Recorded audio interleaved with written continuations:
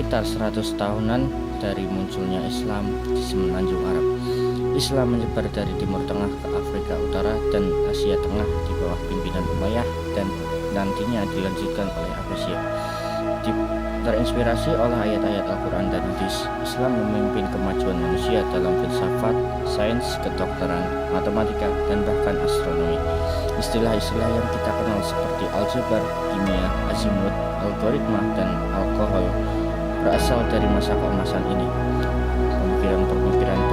Pemikir-pemikir besar seperti Al-Khwarizmi, Ibnu Sina, Al-Razi, Ibnu Al-Haytham, Ibnu Rushd, dan Al-Ghazali semuanya berasal dari masa ini, di mana mereka melanjutkan estafet ilmu pengetahuan dari Yunani kuno, Persia, India, dan yang lainnya. Ilmu-ilmu tersebut nantinya disebarkan ke Eropa pada masa Renaissance. Pada video kali ini, kita akan mencoba untuk menghargai kembali bagaimana Islam dan para ilmuwan Muslim serta pemikiran mereka menjadi mercusuar yang menerangi dan menyelamatkan kapal-kapal kemanusiaan yang hampir menabrak karang dan tebing, memberikan arah terhadap nyawa yang berada di dalamnya.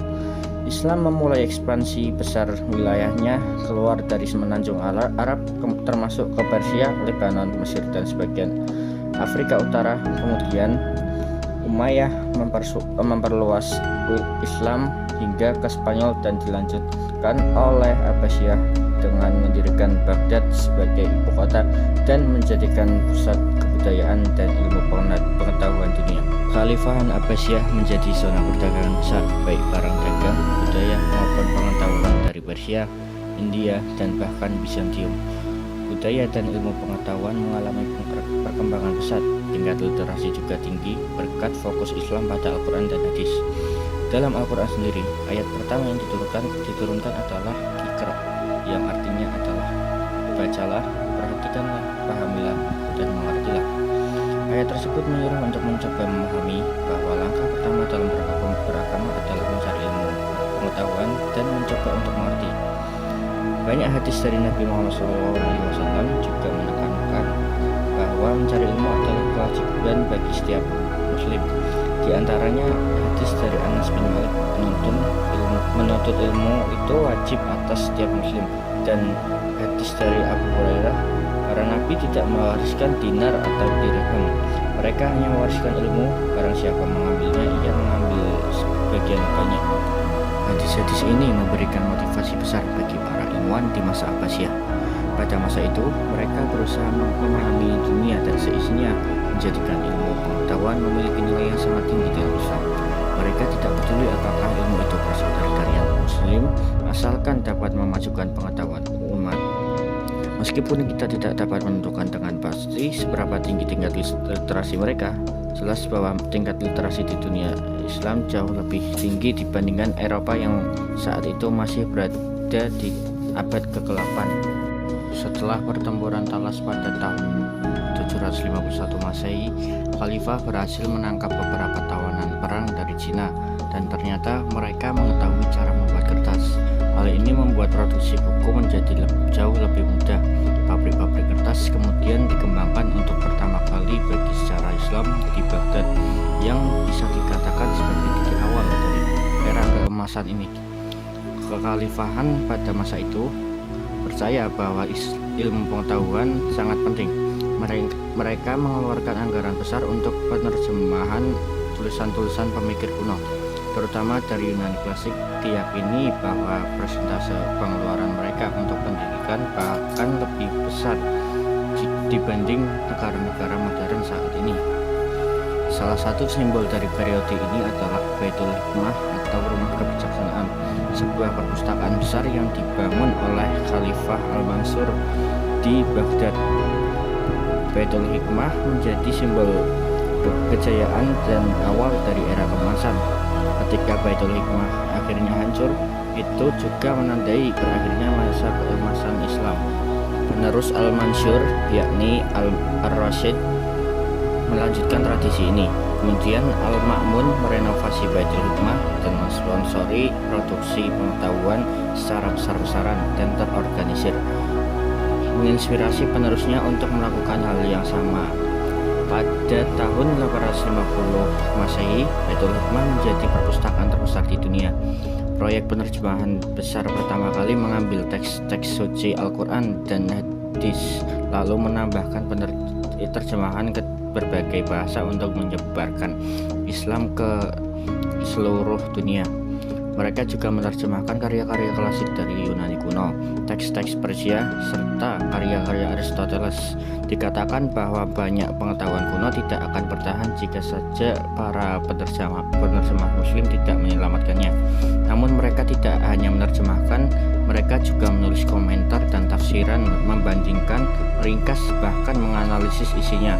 Selain Baitul Hikmah, banyak tempat pembelajaran lainnya yang didirikan, seperti observatorium, rumah sakit, masjid, dan perpustakaan umum.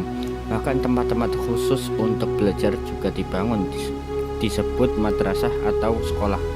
Madrasah menjadi salah satu institusi pendidikan tertua yang nantinya mempengaruhi sistem pendidikan modern. Universitas Al-Qarawiyyin yang didirikan pada tahun 859 Masehi menjadi universitas tertua yang memberikan gelar di dunia. Universitas Al-Azhar juga merupakan madrasah awal lain yang kini diakui sebagai universitas. Begitu pula Cordoba pada tahun 900-an yang menjadi pusat ilmu pengetahuan. Madrasah-madrasah ini menjadi pusat penting penyebaran ilmu, dengan puluhan berdiri di Baghdad dan ratusan di Damaskus pada tahun 1000-an. Setiap madrasah memiliki perpustakaan untuk menyimpan buku-buku, masjid untuk beribadah, dan ruang belajar dalam satu kompleks pendidikan. Pendidikan dimulai dari usia muda dengan belajar bahasa Arab dan membaca Al-Quran. Kemudian mereka mempelajari tafsir, hukum Islam, dan fikih yang dianggap sangat penting.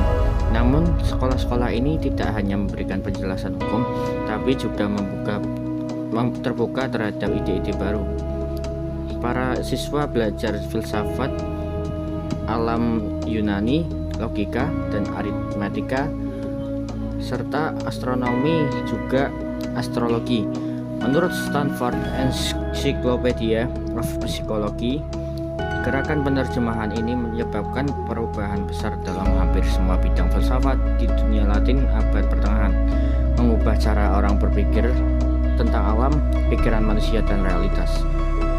Pengaruh filsuf Muslim pada era ini sangat kuat dalam bidang filsafat alam, psikologi, dan metafisika, serta juga mempengaruhi studi logika dan etika. Pada masa ini juga terjadi apresiasi kuat dan juga perkembangan terhadap pemikiran rasional, dan ini mempengaruhi filsafat agama yang melahirkan kalam. Salah satu alirannya adalah Mu'tazilah yang percaya bahwa rasionalisme bisa digunakan untuk memahami baik natural maupun supernatural seperti Tuhan. Tradisi debat dari Yunani diwariskan dan dibawa terhadap sifat kosmos dan mencoba untuk mempelajari mengenai diri, alam semesta, dan seisinya. Mereka melakukan debat dengan aliran lain seperti Maturidiyah, dan juga manusia memiliki kehendak bebas, yang berarti memiliki kemampuan untuk membuat pilihan moral dan etis, di mana manusia harus bertanggung jawab atas tindakan mereka. Dan aliran lain seperti Asy'ariyah yang memandang bahwa kehendak Tuhan menentukan segalanya dan kehendak bebas manusia hanya terbatas, dan menurut mereka akal hanya terbatas dan tidak sepenting itu untuk memahami agama. Yang diperlukan adalah iman yang besar. Banyak perdebatan dan diskusi teologis di antara berbagai aliran dalam Islam menunjukkan pengaruh besar dari filsafat Yunani. Ibnu Taimiyah mengkritik diskusi-diskusi ini sebagai solusi Yunani untuk masalah Yunani, yang menurutnya tidak relevan bagi umat manusia pada masa itu. Sebagian besar aliran teologis utama dalam Islam menggunakan pendekatan rasional untuk memahami agama, yang menyebabkan mereka menolak interpretasi literal dari teks-teks agama.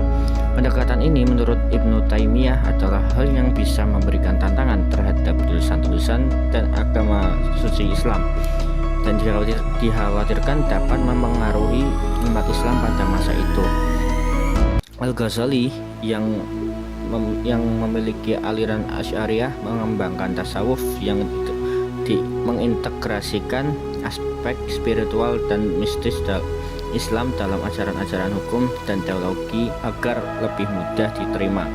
Dia memberikan pengaruh besar dalam filsafat, tapi juga memberikan kritik besar mengenai filsafat juga nantinya melalui Tahafut al-Falasifah. Al-Ghazali memberikan kritik mendalam terhadap para filsuf muslim yang mengadopsi filsafat Yunani. Dia menuduh mereka menyimpang dari ajaran Islam dalam isu-isu teologis seperti kekekalan alam semesta dan kebangkitan jasmani. Dan nantinya Ibnu Rushd memberikan reaksi terhadap ini dengan karya Tahafut al-Tahafut untuk membela filsafat. Ia percaya bahwa Tuhan memberikan akal kepada manusia untuk digunakan dalam eksplorasi dan memahami alam semesta.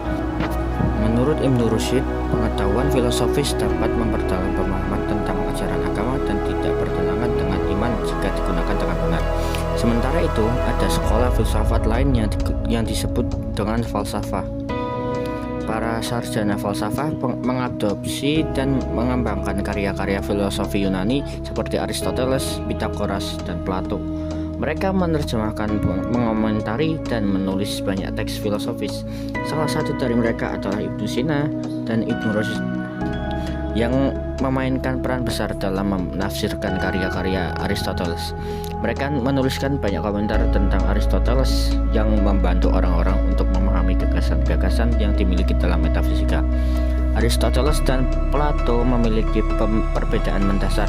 Menurut Plato, semua benda termasuk yang abstrak ada dalam dunia bentuk atau world of forms, di mana ide-ide sempurna tentang benda-benda tersebut berada.